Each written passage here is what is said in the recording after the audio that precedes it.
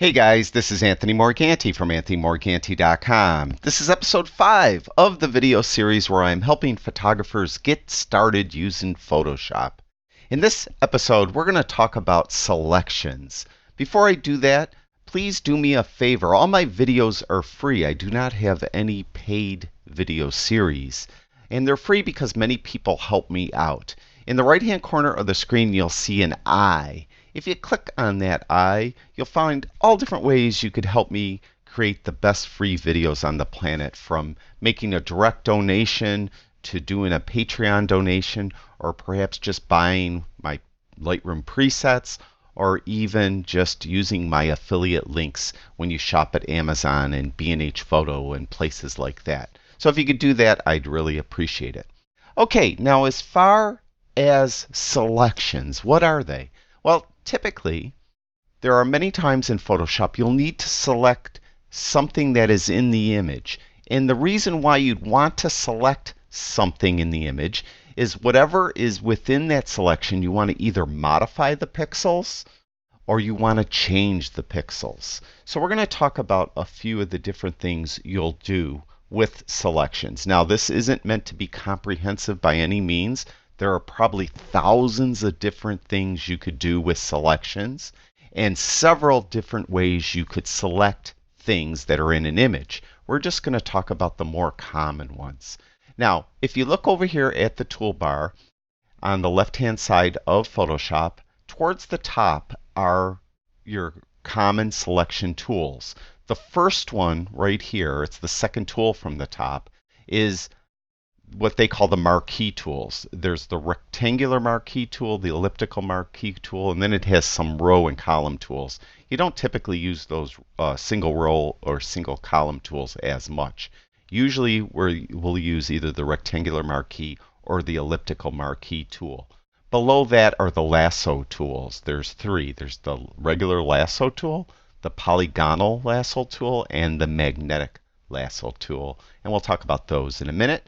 And below that, in this little cubby, are two different tools, the Quick Selection tool and the Magic Wand tool. And we'll talk about both of those. Now, those are the main selection tools. There are other selection tools in Photoshop. For example, there is the Pen tool. And with the Pen tool, you're really going to create a path, but you could convert that path into a selection. We're not really going to talk about the Pen tool today, and the Pen tool is a bit difficult to use. So we'll talk about these three mainly. Now first, the rectangular marquee tool. Those of you that might look at my website or on YouTube, you'll often notice that I have this kind of postage stamp preview for my videos. And you could have those set up in YouTube, so YouTube will just like take a frame from your image, or from your video, I mean, and put it there. Or you could create your own, and I always create my own.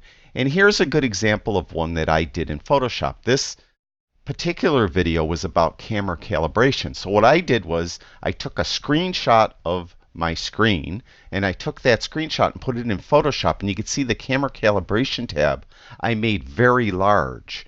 And I did that so you could see it. It was easily seen either on YouTube or on my website, and you could kind of know that this video is about camera calibration. Well, when I do that, I often use this marquee tool, the rectangular marquee tool. And what I'll do is I have this screenshot here of my screen, and it's of Lightroom. And let's just say I was making a video on the detail panel. Now I'm going to make this a little bigger so you could more readily see what I'm doing. You may want to get a pen and paper and jot down some of the keyboard shortcuts I'd be spouting out as I go through this video. And in case I didn't mention it in an earlier video, if you want to change the size of the view of the image you're viewing in Photoshop, you could use the Command or Control key. It's the Command key if you have a Mac, Control if you have a PC. In my case, because I have a Mac, if I wanted to make this image bigger, I'd hit Command plus, and it will make it bigger. And I could keep doing that and keep making it bigger. If I want to make it smaller, I'll hit Command minus. Again, if you have a PC, you'd hit Control minus or Control plus. Now, if I want to fit it to the screen, it's very easy. Just hit Command 0 or Control 0, and that will automatically fit it to the screen. So I have my rectangular marquee tool. I'm on the layer, and all I got to do is go over this detail because I want to make this detail tab larger.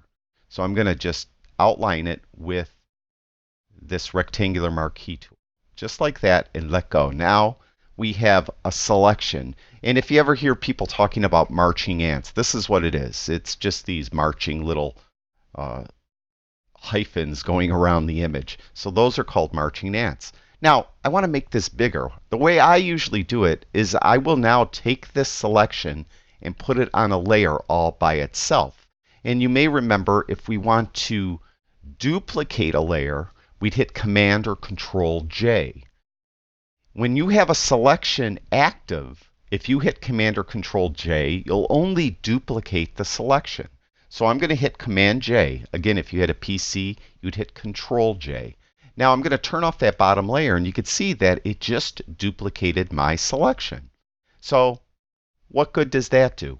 Well, now I could change the size of this. And to do that, we want to go what they call into free transform mode. And to do that, the keyboard shortcut is Command or Control T. So I hit Command T because I have a Mac, and I have these handles. Now I could just change the size of this. Now I could just grab any handle and haphazardly pull it around. But a little, I guess, way to be a little more specific about how you might want to do this. In this case, if I hold the Shift key in, it'll keep the dimensions ratio of the sides to each other the same. So when I pull out, it'll be very equal. So I could pull it out like that.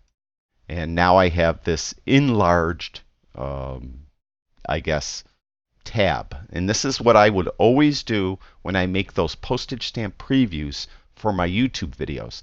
Now, this is still active. We still have the handle. So if I like what I did, I hit this checkbox up here at the top. And that's as easy as that. Now, that's how I often do this. I make a selection, and I just change the size of the pixels. I make them bigger. And very easily done with the marquee tool. Now, of course, if there was something round in there, let's say there's a baseball, I could use the ellipse tool or the elliptical marquee tool, and I could make a selection of the baseball. And real quick, I just want to give you a couple tips on these tools. I mentioned that with this tool, I'm going to hit Command T again. If I hold the Shift key in, it'll just keep the ratio of the length and width the same. Also, if you hold the Alt key in, if you so choose, it'll drag it from the middle. So you'll be able to, I guess, keep it so it's centered. If you hold the Shift and Alt at the same time, it will keep the ratio. Oops, I hit the wrong key. Command 0 to fit it to screen. So if I hold the Shift and Alt together, it'll drag it so the middle stays in the middle, but it will also keep the ratio of the length and width at the same time. So there's a couple tips you could do with the marquee tool for the rectangular marquee tool. Now, as far as the elliptical marquee tool, let's say I'm going to draw a circle around this statue's head. This is Abraham Lincoln, by the way, a statue of Abraham Lincoln. So I could just draw a circle, let's say, and you can see it's elliptical. You probably can't see that real well. Let's do it over right on top of this so you can see it. And you can see, change the size. Now, if I want to get rid of this, I could hit Command or Control D. That's to deselect. Now, if I want to make a perfect circle, hold the Shift key in, and you'll make a perfect circle. And you can see how it's dragging from the corner. Let's hit Command D again. If I hold the Shift and Alt key at the same time, it'll bring it from the middle. Just like that. So there's a little couple tips on how you could use these marquee tools to draw either a perfect circle or a perfect square, or how to drag them out as far as the rectangular marquee tool is concerned, so that your length and width keep the same ratio to each other. So I'm going to get rid of this layer here, and we're going to go down to the lasso tools real quick. There's three different ones I mentioned. There's the regular lasso tool, and with that, what you would do is you would just click somewhere and keep the left mouse button in, and you're freehand drawing, and you're drawing straight lines in this case. until you're like that. So you can see it's not, in this instance, the rectangular marquee tool does a much better job. So I'm going to get rid of those marching ants by hitting Command D. Again, if you have a PC, it's Control D. And the polygonal lasso tool, that's good if you're doing something that isn't a square or isn't a rectangle, and it has maybe more than 4 sides. And what you would do there is you would click once, drag out, and you could go any angle. Let's just do something really weird. We'll come way over here, click again, then you could go another angle, click again, click again, click again, something like that, let's say. And then you go to the end and you connect it. And so you could draw something that isn't necessarily square or rectangle, but it has some straight sides to it. So we're going to get rid of that. I'm going to hit Command D. And the last one in this little cubby is the magnetic lasso tool. Now what this does is Photoshop kind of looks at the pixels you're drawing on, and it tries to guess what you're trying to outline. And it will do its best to, I guess, kind of grab on to whatever you're trying to draw the, in this case, it would be a rectangle around. So I'm going to try to do the Detail tab, and I'm going to click once right there. And all I'm going to do is drag out, and you can see that it's dropping little breadcrumbs as it goes. So what it's doing, it's trying to guess, even if I'm way out here. See, it came out with me, but you can't go out that far apparently. So you go across, tell you the truth, as you could probably guess, I don't use this tool too much. So it kind of tried to guess what I'm trying to do. Let's do it again. Maybe a little better. Try to stay. So this way, if your hand isn't as steady, this might be a better lasso tool to use. And like that. So yeah, that wasn't too bad there. So we'll get rid of that. That's Command D. So those are the lasso tools. Again, there's 3 in there. Now let's go to another image. There's this image. This is actually just a screenshot I took of my MacBook Pro. This is the desktop background image I have on my MacBook Pro. Now we're going to go to this cubby of tools. We have the Quick Selection tool and the Magic Wand tool. Let's start with the Magic Wand tool. The Magic Wand tool works great if you have a homogeneous background. In this case, we have this blurred out background behind the bird, but it's different colors. And I kind of picked this on purpose because if it was all white, this would be super easy. I could click once with the Magic Wand tool and it would likely select just the background and do a great job. In this case, there's some shading because there were trees back here. It's just totally blurred out. And some light coming in, so it's not perfectly homogeneous. But if I come up here and I just click once, now if you go up here, before I do that actually, I mentioned along the top, whenever you pick a tool, you have some tool properties you could change up here. And we have anti-alias, contiguous, and things like that. I'm going to leave contiguous checked. That means wherever I click, it's going to have to be contiguous for the selection to move or to propagate away from my click. Let me show you. If I click right here, it did a pretty big selection, but it didn't select over here because with a tolerance of 32, it's thinking that the tool, or the tool is, I guess, thinking that I don't want to select over here, but I do. And I'd like to select in here, but this isn't contiguous inside of the bird's beak. So what we could do is we could add to this selection. And that's why I specifically chose this specific image, because I want to show you how you could add to a selection. So we have this initial selection. If I just clicked here, it'll be gone. So you're always replacing your selection. I don't want to replace the selection. I want to add to it. Hold the Shift key in. And when you hold the Shift key in, you can see that the Magic Wand tool has a little plus next to it. That means now we're adding to it. So I'm going to click there, and I'm going to click there, there. Now we have a decent selection, but we don't have the inside here. So I'm going to click there. Now all the while I'm holding the Shift key in when I do this.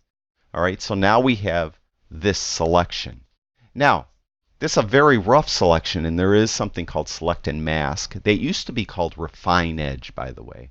And I'll talk about that in a minute. I'm not going to use it on this image. We're going to use it on the next image. But right now, let's just say I like this selection. I'm going to hit the delete key.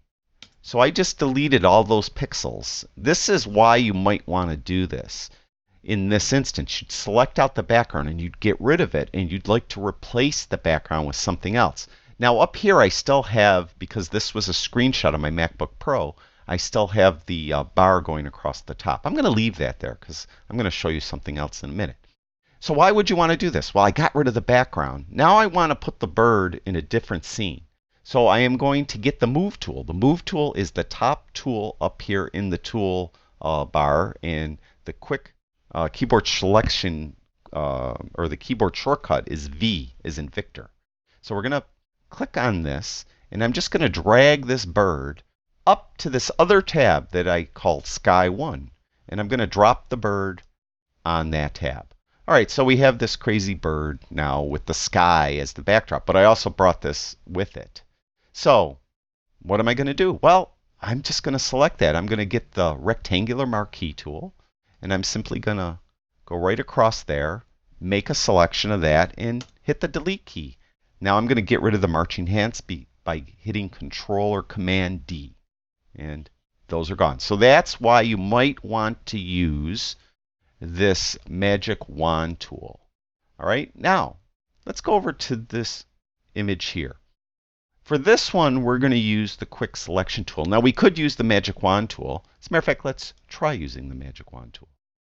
Now before I do that, I should tell you what we're doing here. I have this giraffe on this bottom layer. I actually took this image. He was inside. This giraffe was inside his enclosure, and this is the ceiling up here. You probably could vaguely see some like ceiling tiles up here. It's just kind of blown out. And if I turn on the top layer, you can see it's just clouds. So I'm going to have the clouds behind the giraffe is what we're aiming to do here. So I'm going to keep that top layer turned off, and I'm going to be clicked on the giraffe. Now if I use the magic wand tool for this and I click here, you'll see that the selection selected part of the giraffe because the giraffe's fur in some parts is light enough that it's getting part of the selection. So I don't want that. So I'm going to hit Command D to deselect. And for this one, we'll use the quick selection tool. And with the quick selection tool, the quick selection tool is the only tool that you always could add to without holding the shift key in. Remember with the magic wand tool, when I wanted to add to the selection, I had to hold the shift key in. You don't have to do that with the quick selection tool. So we're going to start down here near this giraffe's neck, and I'm going to go up and down here and get this selection. You just kind of drag around to what you want to select. I want to select the background. Now you can see, similar to the magic wand tool, it overselected. It selected part of the giraffe above its right eye, and it totally selected the ear, and we don't want that. So I want to deselect the ear. I don't want that selected. To do that, you could come up here and click this little icon with the minus. An easier way is hold the Alt or Option key in. When you hold the Alt or Option key in, it's Alt if you have a PC, Option if you have a Mac, you'll see that the tool brush turns into a minus. That means we're going to deselect. So we're going to just drag up and deselect the ear. And then we're going to come over here. We want to deselect this part here. And we're going to deselect over here as well. Now, what you'll find is sometimes if the shading is very close, it might jump too far the other way. So then you're going to have to reselect. But what you will find is that Photoshop gets better at discerning what pixels you want and what pixels you don't want when you use this tool. So now we have a little bit that's not selected down here. So I'm going to just kind of drag down there a little bit. And we have a little bit that's over selected up here. So I want to deselect it. So I'm going to hold the Alt or Option key in and select that. And then we're going to come over here and select this part of his ear. Or deselect, I'm sorry, part of his ear. And we got a part down here that's selected that I don't want selected. So I'm going to hold that Alt or Option key in.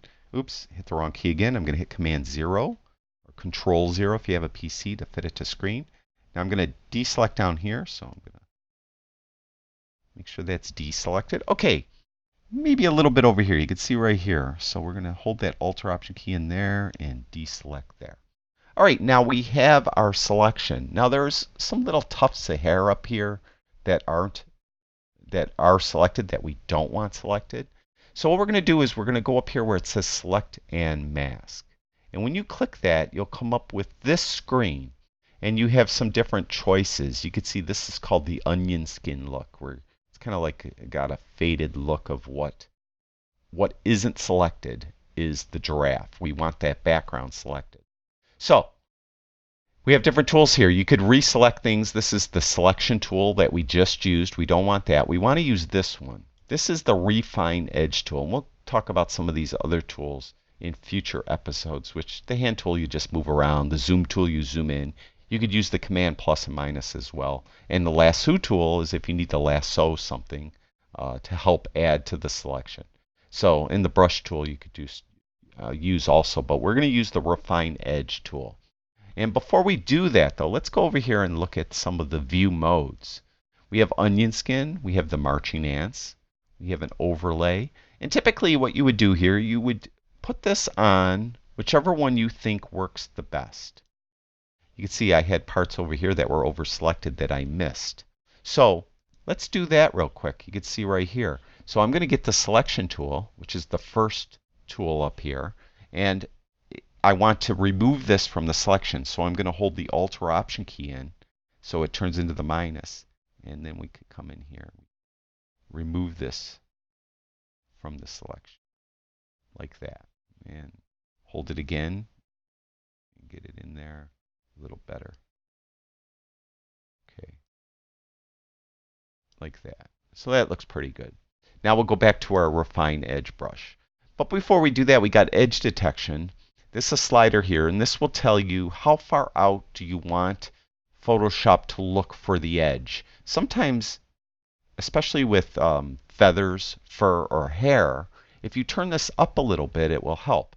Now, I wish I could give you specific numbers for any of these sliders, but I can't because it's different for every image you would use. So you really have to experiment. And again, you would come up here to the view, and you would try to use the best view possible to see the edges. Now, I think this one works pretty good. So if you turn radius Y way up, you can see that it's over selecting. So we don't want too high of a radius. Sometimes if you click Smart Radius, it helps. Sometimes it doesn't. So you could try that as well. You could smooth the edge. Sometimes the selection is a little bit herky-jerky looking or rough looking, and you could smooth it. Sometimes if you feather it, it will help you blend things together. So if I was taking out this background and I'm adding the sky, sometimes if you feather it a little bit, it makes it look more natural. Also, if there's high contrast between the edges, this slider helps find the edge a little better also. Sometimes you'd like to shift the edge in or out. This is comes in handy for product photography is what I found. If I'm selecting, let's say, sneakers, and they're gonna be shot for a catalog, I could just shift the edge in a little bit because it's not going to hurt anything, and it makes it look a little more natural. And for other reasons, you might want to shift the edge out. But we'll come back to this part down here. Now we have our Refine Edge brush. And all you would do with this is you would brush over these fine hairs in this instance to tell Photoshop to try to do a little better job. Look a little closer at this and see if you could do a better job with finding the edge. So just like that, we'll come down over here, like this. And typically what I would do is I would do some adjustments with the edge detection and radius first, use my view mode so I could see the edge the best. Some view modes work better for some types of images than others. So in another image, the white might not have worked as well as, let's say, on black. So it's really, you just got to try them all out. And we have the eyelashes here. And we have the edge of the giraffe's cheek right here.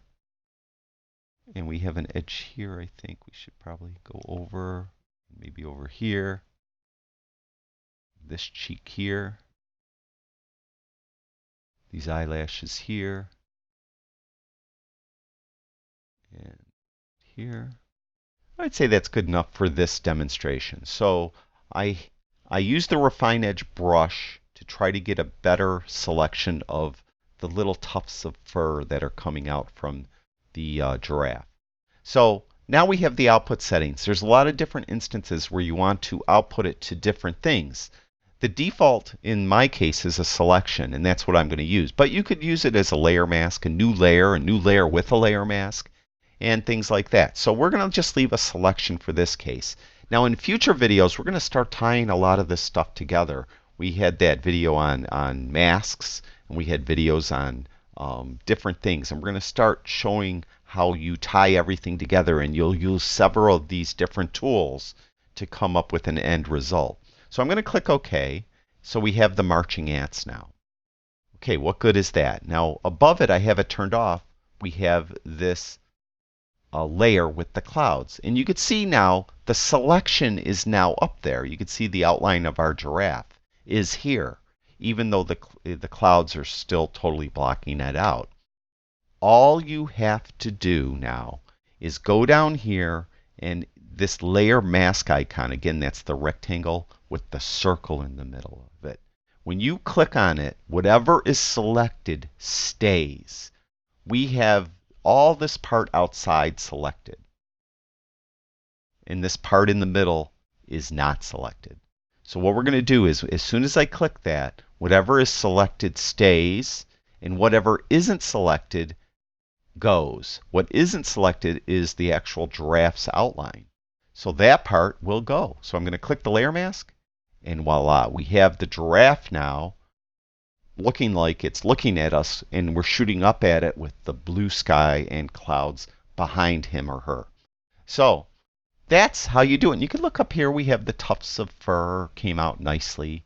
So that is how you would use the quick selection tool along with select and mask. And again, they used to call that Refine Edge. So if you ever stumble across any older videos on YouTube by me or anyone, and they're talking about Refine Edge, it's really the same thing. It works the same way. Select and mask and Refine Edge.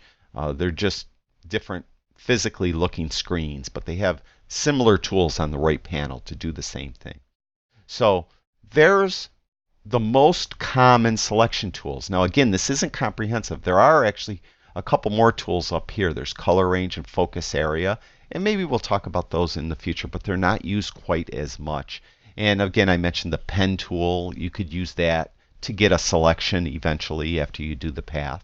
But this is, I think going to get you started messing around with selections and why you want to use a selection and what you could do with the selection. So that's it for this episode. Thank you, everyone that watches my videos. I truly, truly do appreciate it. I'll talk to you guys soon.